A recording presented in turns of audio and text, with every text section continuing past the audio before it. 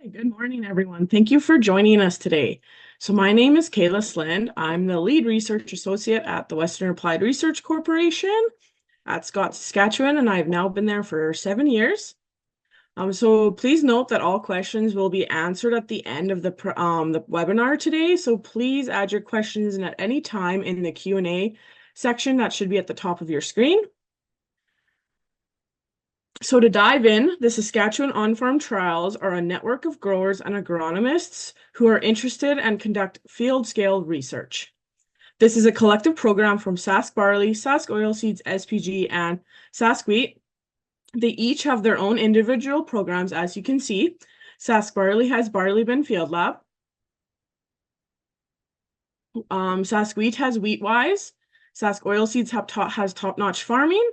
And SPG has pulse replicated trials or profit. So they still do work in collaboration. Some of the benefits of this collaboration is that the programs can share protocols, have multiple cooperators that do the same protocol, but different crops each year.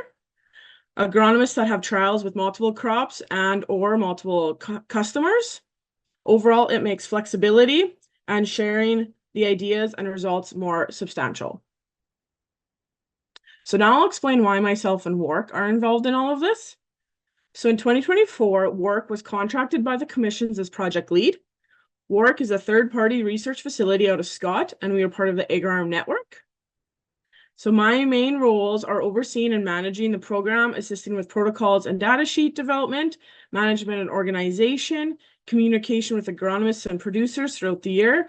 And at the end of the year, the work team statistically analyzes the data and writes reports. So therefore, I am kind of your main contact for agronomists and producers throughout the year.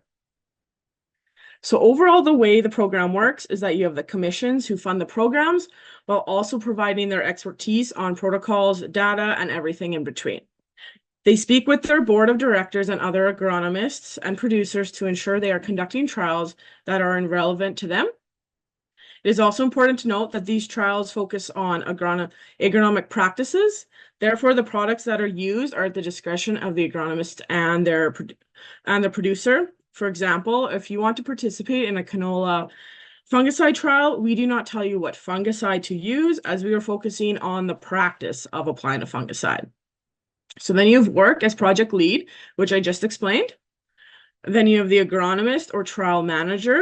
They assist the producer in the setup and overall execution of the trials, along with conducting the in-season data collection.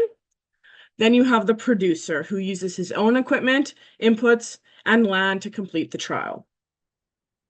So what does a trial manager or agronomist do? They assist the producer with trial setup. They are out in the field flagging the treatments when necessary. So if there's a seeding trial like the one that's shown, they will be out there at seeding. They are provided Excel data sheets from me to assist them. The data sheet will provide all necessary calculations as shown for your seeding rate trials, along with sheets for each data collection point that's necessary. So there are multiple ways to conduct a trial. The commissions are extremely flexible as we want all the information and practices to be relevant. So the agronomist producer work together along with myself to find what works best for you. But producers know their fields and equipment better than anyone, so they usually have a pretty good idea of what they want to do early on. So here's an example of the seeding rate trial and the different methods that you can do it on. The top right is a prescription map, which the agronomist wrote and uploaded for the farmer. And then the bottom right is an Excel sheet that the agronomist shared with their agronomists or with their producer so that they could follow along during seeding. So the agronomist must communicate frequently with the producer and be there during harvesting of the trial to collect yield weights and subsamples. And they are also invited to attend the winter wrap-up banquet and suggest ideas for the commissions. And as I previously stated, the agronomist is responsible for the in-season data collection, which could entail plant counts, heights, maturity, disease ratings, yield, subsamples, etc. It really just depends on the trial and what the protocol states. So here are some example Excel sheets that I also do provide to the agronomist. So now as we're talking more about the trials, I will quickly explain to you all the terms that you might be hearing. So first you have your plots. Those are each individually numbered, so you'll have 1 to 12 as shown here. And then you have your replicates, and those are, we ask that everyone replicates them 4 times. This is important to mitigate the variability that is seen in the field. So you have your treatment or your rep 1, rep 2, rep 3, and 4 in all the different colors. And within each rep, you have 1 of each treatment. And the treatments is the variability that we are looking at. So in this trial, we are looking at different rates of nitrogen at seeding along with an in crop. So you will see that in each rep, there is a treatment each time. So hopefully this helps as we were talking today. So yeah, as I mentioned, this replication is really important because it helps us deal with the variability that can occur through the field so we can have more confidence in our results. So the producer. So they utilize their own equipment, inputs, and land. Size and setup of trials varies depending on the trial and their equipment. So they communicate with their agronomist, making sure that they have the agronomist out with them while they are driving, while they are doing their treatment applications. So they should also communicate to their agronomist or record any treatment changes because we all know things do happen on the fly, which is totally okay. We just need to have it recorded somewhere for data. And then any changes or issues such as equipment, inputs, environmental, such as hail, excessive rain, etc. The producers are also invited to attend the results winter banquet. We also want everyone to know that there is flexibility with the suggested treatments. We want these trials to be of value to the producers. And we also want the producers to reach out if they ever have any other trial ideas. So each trial is different. The producer can work with their agronomist, myself, and the commissions for setup. General feedback has shown that harvest is the most time consuming for these trials, but it's also the most important. Ensuring follow through throughout the year is the best way to ensure a successful completion of the trial and the more confidence you'll have in your data. Communicating with the agronomist frequently, as previously mentioned. Let your agronomist know when you are harvesting, as they should be out there to assist you with their subsamples. And then these subsamples are sent to WARC, and then we do a grain analysis on them, including protein, 1,000 kernel weight, test weight, oil, green seed, plump, thins, germs. We can pretty much do anything and everything. It just depends on the crop and the trial. So here are some examples of trial layouts, just to give you guys some ideas. So this was a fungicide trial. So this is where the full sprayer was a plot. So you can see here, plot 1, plot 2. And here's another example where the producer wasn't comfortable leaving 4 full sprayer passes unsprayed just due to the actual rainfall we had last year and the conditions. So instead we made 2 plots out of a sprayer. So as you can see here, he did just go down the field 1 time, both booms on spraying, and then I just went and put a flag in between his tire marks. And then we essentially made that 2 plots. And that helped him go from 4 unsprayed passes down to 2, which he was more comfortable with. Another option is, of course, turning off your booms. So here's an aerial drone photo of a complete trial. So it is a lentil seeding rate trial. So you can see the plots labeled 1 to 2 here. So yeah, this is a good example. You can see the low, medium, highs. Yeah, it shows some really interesting visuals there. And then as you can see, I also stopped dragging these lines here. This is the reason, just with the low seeding rate, the farmer wasn't comfortable doing this whole field. We do ask that we have at least a minimum of 1 acre harvested at harvest. So I believe it was about 3 acres he seeded here just to give us a little extra. Of course, the bigger the plots, the better, but we also do understand that this is your guys' livelihoods and we want to do what is the most comfortable for them. So a big benefit of this program is that at the end of the year, each participating producer will get an individual site report for the trial. So these individual site reports are 2 pages. So this is your first page. You can see in the left, you have the nearest town. We show this just so everyone gets a proximity of the area, but it also gives the producer a little bit of confidentiality. And then it includes your treatment list, your objective, and then your agronomic information, weather, and then a little bit of data on this one. And then it also includes some pictures looking at treatment effects, and then you have your results. So we have all the data collection. So in this one, you had plant density, seedling mortality, yield, 1,000 kernel weight, test weight, protein, plumps, thins, and germs. So you have all your results, and then we do statistically analyze it. And then you have over here an economic breakdown with explanations of where those numbers came from, and then a short explanation of what we saw, and then the agronomist logo is also included. And then all sites that participated in a single protocol, so this is the lentil seeding rate study, all of the sites are combined and analyzed as well. So this is a great way to see what the results were under numerous conditions, such as soil, environmental, and agronomics. So here you can see the 2023 results that had 12 sites. And then here we have the 2024 results that had 16 sites. And then we also go a step further and we combine both years. So then we had a combined of 33 site years, which is a great amount of data to get some pretty great results. So now we're going to talk about why we focus so much on the statistical analysis. So to start, one reason for the 4 replications is it to collect more data and to account for that variability, as I mentioned, in the field. This allows us to have more confidence.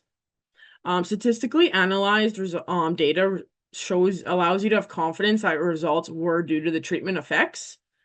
Participants have expressed their appreciation in having the statistical analysis not only for their individual sites, but for the combined as well. This allows them to see if the results were actually due to the treatment or if due to high levels of variability, it wasn't due to the. We cannot confidently say that the effects were due to the treatments. Also, every summer, there's a co-hosted field tour. This is mostly decided a little later in the year. We target one area that has at least one trial for each crop in close proximity. So it really just depends where the guys sign up and what locations the trials are.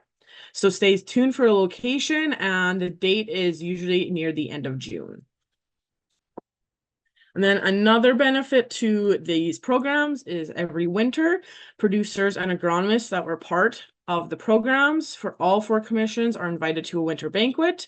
This banquet is held in Saskatchewan, where that year's results are shared for the first time. They get a printed book of all the commission's results, regardless of if you only were in a barley trial, you get results from oil seeds, wheat, and SPG as well. The following year's protocols are also shared, and the producers do get a free hotel night stay as appreciation for doing the trial from the commissions. So this is a great way to meet like-minded people in the industry. Many participants have expressed their enjoyment from the event and value the information shared and the networking. Here are a few testimonies from producers and agronomists that have participated in the trials, expressing what values they found in the programs. Also, all of these individuals have signed up again next year already, and some are even in their 3rd year participating.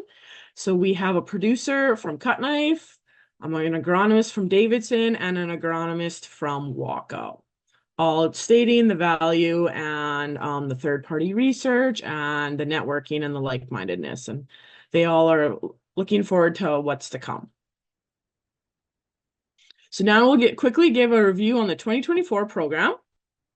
So overall, there were 70 sites and 15 protocols between the 4 programs. Sask Wheat had 20 sites and 5 protocols. Sask Oilseeds had 23 sites and 4 protocols. SPG had 20 sites and 3 protocols. Sask Barley had 7 sites and 3 protocols. So we had multiple producers conducting more than one trial, along with, on average, an agronomist being the trial manager for approximately 3 sites. So here are our locations from 2024. As you can see, we are quite populated in this northwest area. We are really hoping trying to expand throughout the province, as we will allow this. It will allow this data to be more applicable to all farmers throughout the province if we have sites in all areas.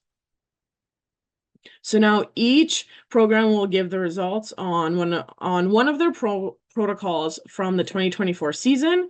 If you wish to see all the results, you can check out each commission's website or WARC's website. So now we have Mike with SPG. Kayla, could you share control with me? Perfect, thank you.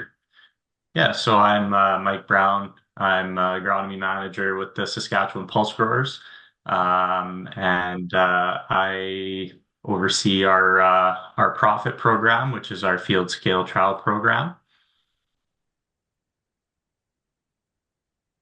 So the three protocols we had this year were lentil seeding rate, pea fungicide, and chickpea plant population. So today I'm going to discuss our results from our lentil seeding rate.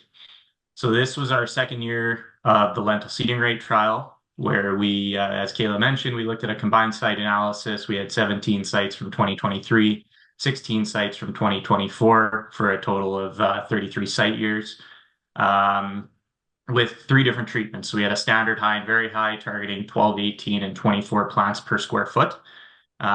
We'll do some discussions around different ways of looking at it. So our treatments versus our density groups. So our treatments were the treatments trying to be applied at the time of seeding, so that 12, 18, and 24.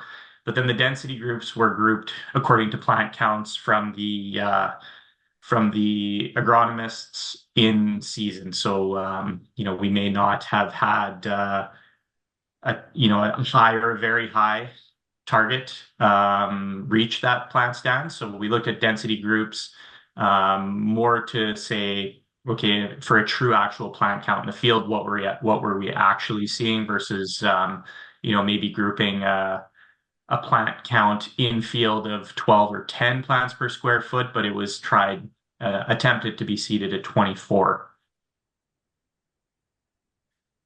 So looking at our 2023 results based on our target treatments, we saw the highest yields in our standard treatment. So that was the targeted amounts of seeding rate. No statistically significant difference there. If we look at it by density group, which is what the plant stand actually was in the field, our high treatment is now the highest yielding. Again, not statistically significant. But if we do another thing we could look at too, right, is the plant densities comparing against treatments versus actual density groups. So you can see that they're relatively similar, but the very high in the density group was a little more accurate to what our targets were compared to the actual treatment. We did actually see a bit of a yield trend by location in 2023. So the Northwest and the Central sites compared against the Southern sites.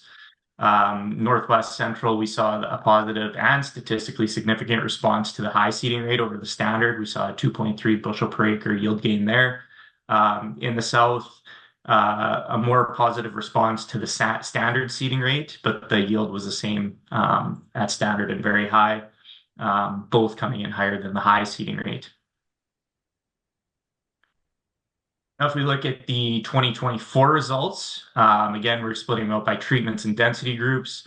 The target seeding rate in the treatments, we saw a 2.3 bushel increase from standard up to our very high.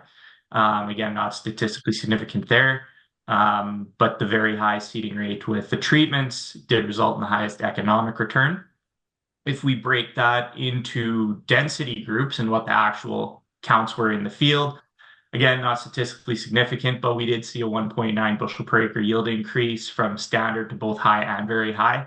And running the economics there, high seeding rate provided the best bang for your buck on that one.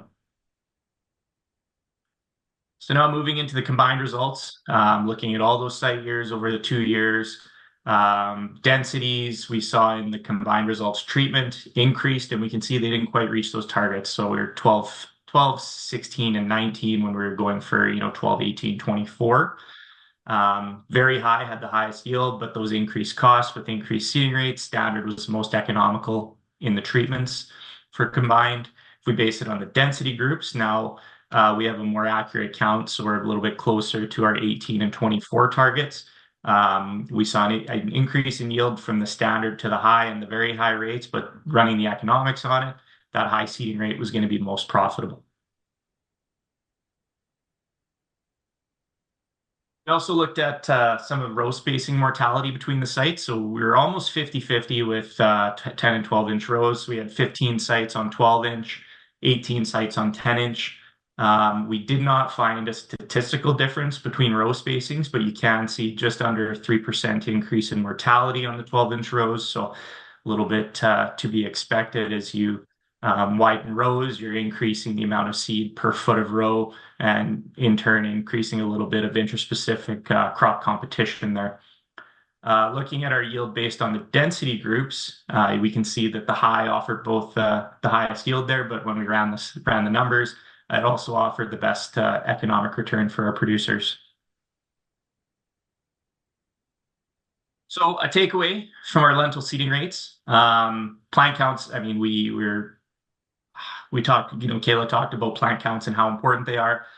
We found that the seeding rates, it really is important. Depending on what your target treatments were, and what you actually ended up with in the field is really crucial for making future decisions, because that expected mortality on your farm is going to change depending on those plant counts. So if you're trying to go for 24 or 18, you hit a 12, you didn't get there. We need to figure out why. Was it metering out wrong? Was it bridging? Were the furrows not packing?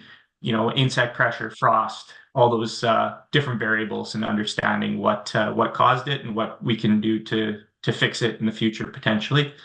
And then increasing seeding rates. So we had running the economics on it. It looked like for a good majority of farms, bumping up from that standard recommended rate of 12 plants per square foot to 18 plants per square foot. Higher yielding and economically favorable on many farms. And Kayla mentioned we use those seed prices from the crop planning guide, so those are based on certified seeds. So using your own bin run seed, depending on current spot prices for that seed, it may even offer some more economic benefit there. So these are our protocols we'll be offering this year for 2025. We're targeting 30 sites across the province on some fungicide trials, a chickpea plant population trial, some seed treatments, and some phosphorus rates.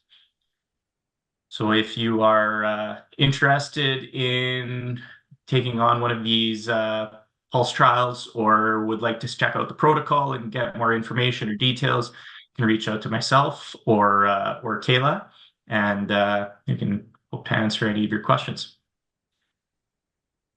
Thank you, Mike. Let's make sure everyone, if you have any questions, please use your Q&A. And next up, we have Kaylee with Sask Oilseeds.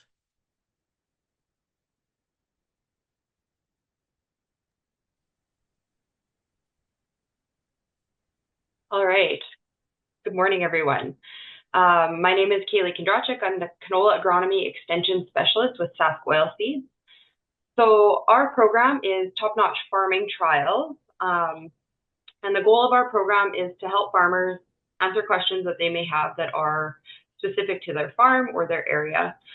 We want to foster this collaborative network between Sask Oilseeds, farmers, agronomists, the other crop commissions, and research specialists.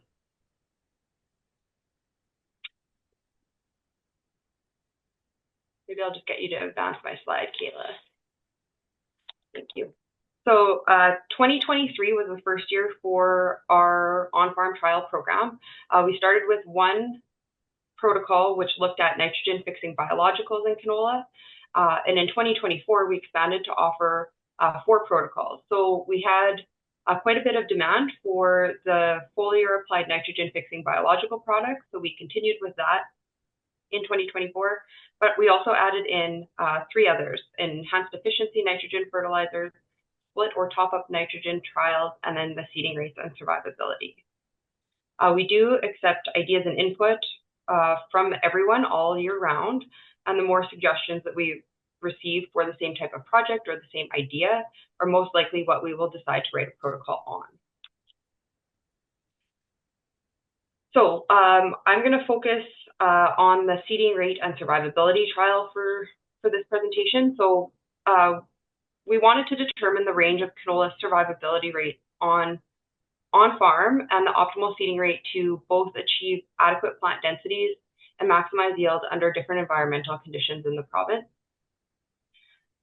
We had some suggested treatments where we had a low, medium, and high range.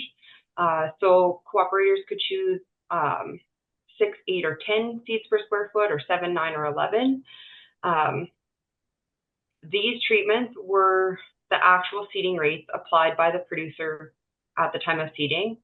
And then I'll talk about density groups as well.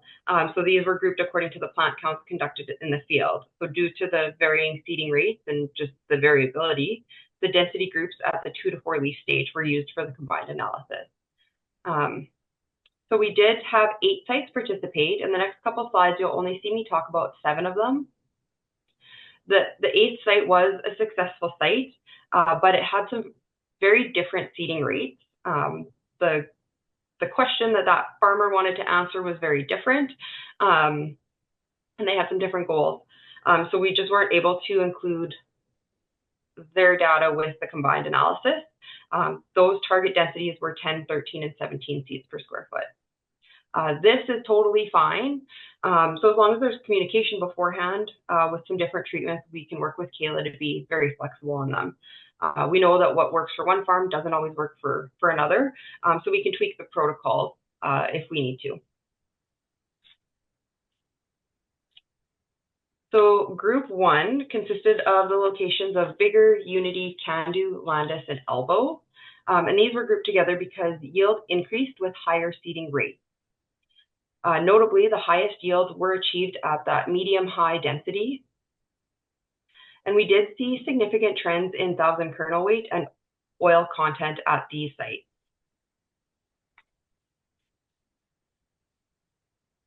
Group 2 consisted of Birch Hills and Kerrobert, and it showed these sites showed a significant linear regression where yield decreased with increased seeding rates.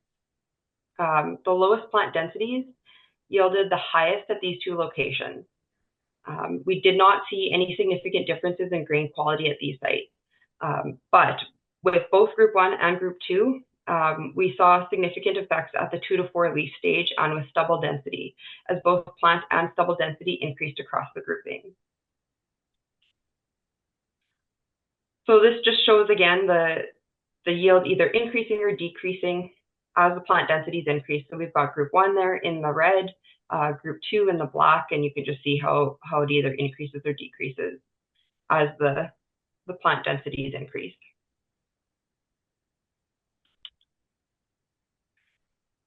So what have we learned from doing some of these on-farm trials? We probably shouldn't be changing many of our practices after 1 year. Just in doing these trials, we've learned that weather makes too much of a difference. So it's worth trying something for at least a couple of years to see if there's a trend on your farm before you change anything over. If you are considering changing a practice, it's worth it to consider doing an on-farm trial with one of our programs first. While yes, they are much bigger than regular strip trials, having that data collection and that statistical analysis done is a huge benefit to your farm.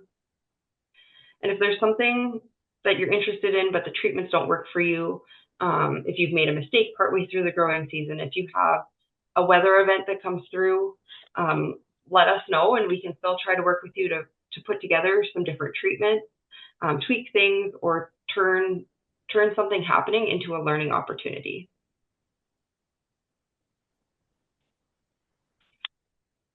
So we've got a few protocols that we're offering for 2025. So we're going to continue with 3 of them. So the split plus top-up nitrogen protocol again. In 2024, we had offered 2 different options. In 2025, we are only going to be offering the 3 treatment option. So it'll be your split option of 70% of your nitrogen at seeding plus 30% in crop, your standard practice of 100% nitrogen at seeding, and then the top up of 100% of the nitrogen at seeding plus additional in crop. We're also going to have the enhanced efficiency nitrogen fertilizers again. with the suggested treatments of 100% untreated nitrogen fertilizer, 25% treated with an enhanced efficiency product, 75% untreated, and then a 50-50 blend. And then again, we're going to offer the seeding rates and survivability with the same low, medium, and high ranges as suggested treatments. But of course, we can change these if we need. New for this year, we're offering the sclerotinia fungicide trial. So we'll have an untreated check, a single fungicide application, and then optionally a dual application. We also want to look at seeding dates. So looking at an earlier date compared to what your standard date may be. This is going to be a little bit more difficult, and we know it's going to be very dependent on the location and the type of spring that we have. We've also had several requests for some boron applications. So we'll have an untreated check and then a boron application. And this is going to be a fairly open protocol. There's quite a range of products, but we're going to be mostly looking for timing and rate. So as Kayla mentioned, the products that get chosen are producer's choice. And then just recently, we've added in a blackleg fungicide trial. Just blackleg was so bad last year. So we've had a lot of questions about whether or not a blackleg fungicide will work. So we've added it in. So it'll be an untreated check plus the early fungicide for blackleg control. We're also toying with the idea of a potash protocol. So if that's something that interests you, let us know soon so we can write that up. You can apply to be part of our program on our website, or you can send Kayla or I an email. And we're hoping for 30 sites this year.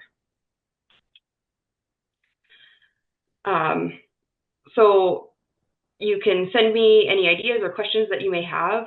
If you haven't already, you can sign up for our Sask Oilseeds text message service. So this is a two-way text message service. So save the number in your phone. If you think of something later on, by all means, send me a text. So, thank you. Thank you, Kaylee. So next up, we have the Sask Wheat Wise program. So until a new agronomy extension specialist is hired, I'll be speaking on the results for the day. So please reach out to me if you have any questions about the protocol's results or if you want to sign up for 2025. So in 2022, Sask Wheat launched their on-farm trial program, now branded Wheatwise, Plotting the Future. In 2024, Sask Wheat had 5 protocols. They had the foliar applied nitrogen fixing biological products, which was also continued on from 2023. And then new to 2024, they had the enhanced efficiency nitrogen fertilizer, fungicide, split or top-up nitrogen, and the variety trial. As Kaylee mentioned, or as we mentioned earlier in the year, that a great part about this program is the sharing of protocols. So you will notice that quite a few of these are similar to canolas. And we actually did have quite a few producers that then did the trials in both crops. And they found it quite easy because they knew the protocol, they knew the timings. So yeah, that's a great part of this. So today I'm going to be speaking on the wheat variety trial. So the objective was to compare the yield and quality of different spring wheat or durum varieties. We had 3 sites this year and they all did, excuse me, they all did use spring wheat. So the treatments were comparing 2 varieties or more. It was up to the producer and their agronomist on what varieties they chose, sorry. So you'll see here that we had 3 sites this year. Beside each variety, you'll see a number, and that is how many sites. So all 3 sites use Hodge and Hockley. 2 sites also use Brandon, and then the 3rd site had just used Starbuck and Wheatland. So those were the varieties compared. So the significant differences were between varieties and yield, you'll see right here. So anything less than 0.05 is determined as significant. Hockley had the highest yield and Hodge had the lowest, and you'll see the AB shows that they are significantly different, with Brandon, Starbuck, and Wheatland in the middle, with that AB showing they are not significant. When those letters are the same, it means they're not significant. When they're completely different, it means they are significantly different. So wheat varieties and plant heights as well. You'll see over here, Hodge was significantly higher than the rest, while the rest were all the same or similar to each other. And then wheat varieties and test weight. And you'll see kind of the same thing going on there. So overall, there was a 4.4 bushel difference between the two varieties of Hockley and Hodge. We're going to assume that due to this greater height, that there could have been some lodging, which then could have resulted in this decrease in yield. And then protein, 1,000 kernel weights, and moisture saw no effects.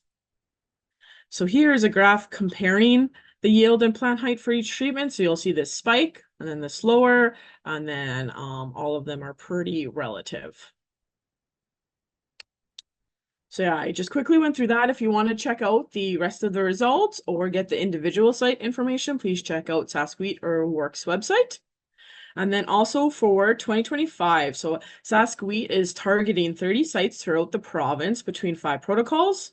So the first protocols are continuing from 2024. That is the split and enhanced efficiency nitrogen fertilizers. The split and top up nitrogen trials consist of 70% nitrogen at seeding plus a 30% in crop, 100% nitrogen at seeding, and 100% nitrogen at seeding plus an additional in crop. In 2024, most guys' in crops were also 30%. That just made in-field application easier. They didn't have to change the rates or anything. The enhanced efficiency nitrogen fertilizer consists of 100% untreated fertilizer, 25% treated, 75% untreated, and 50-50. Once again, the treated is up to the producer and the agronomist. Some examples are ESN, Agrotane, Super U. So then for seeding rates, this protocol was actually used in 2023. We didn't do it in 2024, but we are bringing it back due to interest from producers. So you have your low, average, and high plant target plant density, which will be determined by 1,000 kernel weights and germs, and fungicide and varieties, which is also continuing from this year. So fungicide, you have untreated and a single app, and then you have an optional dual fungicide app if you choose. And then varieties, comparing 1 and 2 varieties at your choice. And if you choose to even compare more varieties, that's just a great bonus. So yeah, thank you. Yeah, hopefully Saskatchewan will have a new agronomist hired by the end of the month. But until then, if you have any questions or are interested, please reach out to me. And next we have Mitchell Japp with barley. Good morning, everyone. I'm Mitchell Japp, Research and Extension Manager with Sask Barley, and I manage Sask Barley's Barley Bin Field Lab. And so with this program, we've had a number of different trials over the last 2 years. We started with seeding rate trials in 2023 as our only protocol, and then we expanded this year to include the seeding rate again, fertility, and plant growth regulators. And so that's the trial that I'm going to be talking about here today. Kayla, can you advance for me, please?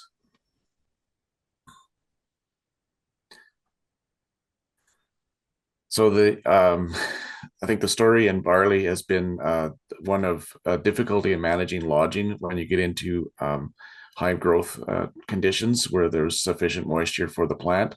A lot of the genetics tend to be a little bit on the taller side, and they have a tendency to lay down. And so up until a few years ago, we didn't have much for control of that lodging. We could manipulate it through seeding rates and fertility rates, but there was nothing in crop.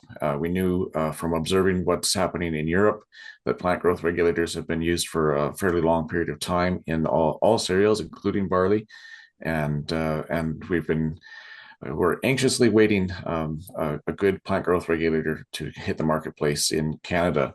And that happened in 2021. Kayla, next slide, please. And so what we saw in 2021 with the effect of a plant growth regulator, where we had extremely hot conditions and very dry, was that That plant growth regulator application, which you can see in this slide on the right-hand side where the PGR was applied, that barley is severely stunted. The heads were not coming out of the boot compared to the barley on the left where it was untreated, and it was standing up quite nicely. Now, we expect a shortening effect from a plant growth regulator. We know that there's going to be some variety of effects where some varieties will be more responsive than others. We know that the environment is a critical factor, but these extreme conditions are not well suited to a plant growth regulator. And I think a lot of producers were really excited to have a product like Trinexapac ethyl available in 2021, and we're ready to get out there and use it to try and manage lodging in their barley crop. And the conditions that we saw that year just were not conducive to it. And so at Sask Barley, we recognize that the plant growth regulator is a useful tool that we want to help get a better understanding of out to the industry. And so we've been funding small plot research in plant growth regulators for a long time, back as far as 2020, before Trinexapac ethyl was available in Canada, and we have added it into our on-farm trial program here now. Next slide, please, Kayla. Sorry, it's not working for me. So going into the results of this year's trial, we had only the one site. If you can go to the next slide as well, please, Kayla. This is this is a brand new launch of this protocol. The location was in East Central Saskatchewan near Humboldt. So it's a high production area for barley. We had the good conditions for it in 2024 with that cool and relatively damp spring compared to the last 3 or 4 years. That barley was just getting off and growing at a nice pace, and then we hit that hot July, and they got rapid stem elongation with once the heat came. It did get too dry, I think, in a lot of areas, but where there was some significant moisture and maybe a little less heat, we saw some pretty impressive yields. So this trial, the objective is, as you can see, to look at the impact of Modus application on barley. We do have 2 registered products on barley, but Modus seems to be the one that is more effective, and it's not limited by any trade restrictions where we have MRL alignment or misalignment on the other product manipulator. So we've been working primarily with Modus. This case, the grower applied 3 treatments. So the untreated check, the plant growth regulator at a half rate applied at 2 times. That's growth stage 21 around tillering, and the second application at growth stage 37, which is a flag leaf. And then the PGR at the full rate, that's applied at growth stages 31 to 32. Which is the start of stem elongation. So this grower, as I alluded to, had some pretty impressive yields. They were at 120 bushel an acre barley with the untreated check, and saw a significant improvement to that from either treatment, but the biggest improvement was from the full rate treatment. So when you're looking at these charts, the untreated check is on the right, the full rate treatment in the middle, and the half rate on the left. And you'll note that there's a significant yield increase there. Now, one site, one trial, we want to take that with a grain of salt. We don't want, as Kaylee alluded to, we don't want to take that as gospel and apply it widespread on every field, but it does very clearly show that there can be benefits to applying that PGR, which is in sharp contrast to what we saw in 2021, where it was not helpful at all.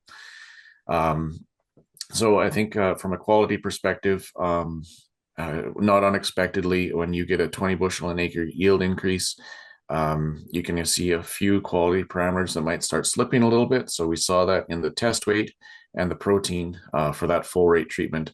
Not as much in the half rate or split treatment, but the full rate at the growth stage 31, 32 did see the test weight drop a little bit, and the protein. So that test weight, that's kilograms per hectoliter, which when converted into pounds is still reasonably good barley in terms of test weight. It's just a little lower than it was otherwise in the untreated and the split application. It shouldn't be a limiting factor. The protein actually is surprisingly high on a high yielding barley. I would expect to see a little bit more dilution with the yield. We did see that in the full rate treatment, but still at just shy of 13% was pretty good, and not out of range for export malt situation. Next slide, please, Kayla. And similarly on the plumps and thins. So we saw some slippage on the plumps and a little bit of an increase on the thins. Now it's getting down a little bit lower than desired, but still within the range of where maltsters will accept barley. So I think looking at managing that from a in-crop perspective to try and maintain malt, just making sure that it's got good resources in there for fertility to try and keep that up, but there is a risk of that kind of a yield increase to decrease the pump as well. Next slide, please, Kayla. So I think the take-home message here is that timely PGR application and those good growing conditions can definitely improve harvest operations. We had that very clearly stated from the cooperator on this trial, and then you get that potential for that yield boost. And I'm not showing it here in this presentation, but what our other observations have been that if you don't have the timing right, if you don't have the conditions, there's not necessarily going to be a yield benefit. You might have a minor lodging benefit, a little bit of height decrease, but not necessarily economical on yield. And as mentioned, that poor conditions, those extreme conditions, can cause yield loss. And next, please, Kayla. So going into 2025, we have expanded our program again. We're targeting 12 sites. We have up to 6 protocols that we're looking at, continuing on with our seeding rates. The suggested rates there are the rates we've been using primarily in the West Central region. So if we're able to expand outside of that region, we would be more than flexible on adjusting those rates to where the growers' needs are. Similarly for our fertility protocol, that is written generically, and so although our trial last year was with nitrogen, that can be with potassium, phosphorus, whatever product of interest. Plant growth regulators, that dual split application, it doesn't seem to be the most economical for producers, and so it remains an optional treatment in that protocol. Varieties, I think we could accommodate up to probably 3 varieties. We have it listed for at least 2. And seeding implements, this is a bit of a different one, where we're looking for a high yield target here with a notably different seeding implement, something that can manipulate. It stands out different than what the normal equipment is that we see in North America or West Central Canada. Then harvest weed seed control was one that we had started but weren't able to bring to completion. So that's looking at hammer mills and other options for harvest weed seed control. Next, please. So that's PGRs and our trial program for this year. I do encourage you to reach out. Our barley bin field lab applications are open on our website. All those protocols in detail are on there. So I encourage you to sign up. And if you have any questions, please reach out to me and or Kayla, and we can try and walk you through any type of concerns that you may have. Thank you, Mitchell. So next, we're just going to kind of end the day quickly with the 2025 protocols just in one screen for you. I also did want to mention that for a producer, the only the main requirement that the commissions have that you are in good standing with them, and that for yield, a grain cart with a scale or a weigh wagon is also required. Here's everyone's contact information for you as well, and now we will head on to some questions. So the first question was there a difference in yield on lentil yield between 10-inch and 12-inch row spacing? And then there's also a similar one that I'm gonna answer both of these together. Was the row spacing data collected on canola trials or all spacing data combined?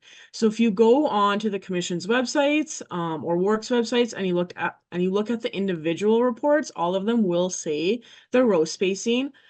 We found this year when combining data, we combined them all because we found that yield was more dependent on location versus row spacing, and it's hard when there isn't a 10 and 12-inch row spacing side by side for comparison.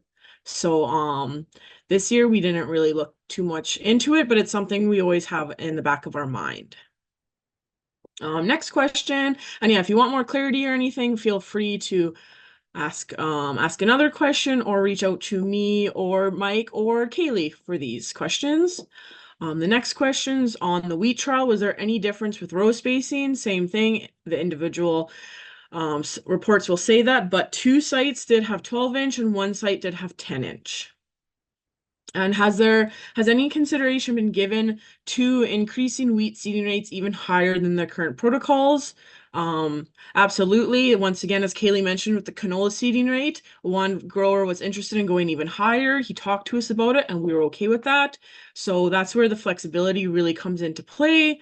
So yeah, we did those 3 rates kind of based off of producer and agronomist recommendations along with Sask recommendations, but we're definitely open to other rates. Any durum and chickpea trials? There weren't any durum trials this year, but if Mike would want to talk about the chickpea trial.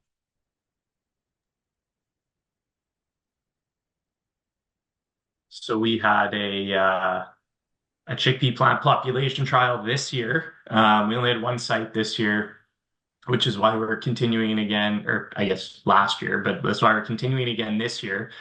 And it looks at 3 different rates. So we do like kind of a low, standard, and a high. This year's results, we had some, some interesting results, kind of what we expected. As we increase seeding rates, we increased yields. We also had Kayla look at seed size dispersion. So changing those seeding rates, do we actually shift the amount of